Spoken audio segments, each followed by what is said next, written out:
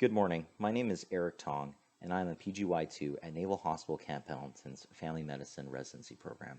Alongside my co-resident, Cody Holmes, a PGY3, we present an interesting case about a rare exacerbating cause of supraventricular tachycardia. Atrial fibrillation is a common cardiac arrhythmia that increases risk of heart failure and death, among other things.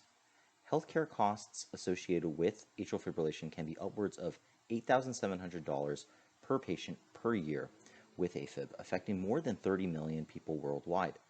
Some of the common precipitants of rapid ventricular response in AFib include alcohol, exercise, medication noncompliance, caffeine, and stress.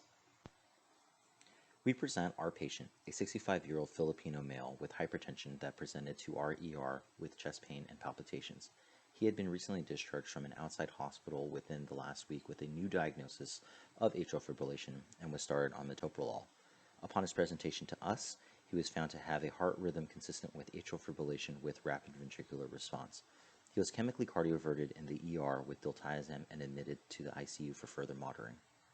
During his hospitalization, the patient mentioned that he usually felt palpitations during mealtimes. On telemetry, he was observed to have predictable bouts of AFib with RVR when swallowing food. He was able to decrease the frequency of episodes with intentional smaller bites and slower eating. He remained hemodynamically stable with the addition of diltiazem and was started on apixaban for anticoagulation. After recent communication with the patient, he is pursuing a second opinion from cardiology for recommendations of ablation.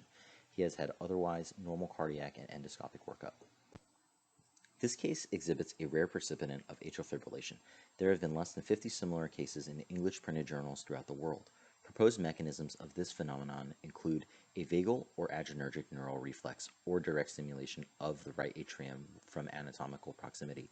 Traditional treatment of atrial fibrillation includes management by rate or rhythm control with medications, cardioversion, or ablation. Our clinical question with this case is, would lifestyle modifications and treatment guided by speech-language pathology or occupational therapy be as effective in this case as more traditional approaches in treating deglutition-induced supraventricular tachycardia? In conclusion, this case demonstrates the importance of treating the patient as a whole and being attentive to the small details. In our specialty, we have to keep the differential comprehensive, but we should also be keeping the etiologies comprehensive as well. While our patient was well controlled on traditional medications, his episodes of palpitations while eating were mitigated with simple lifestyle changes. More research on rare precipitants could help investigate the role of a multidisciplinary team and approach in treating diseases affected by common bodily functions. Thank you for your time and attention.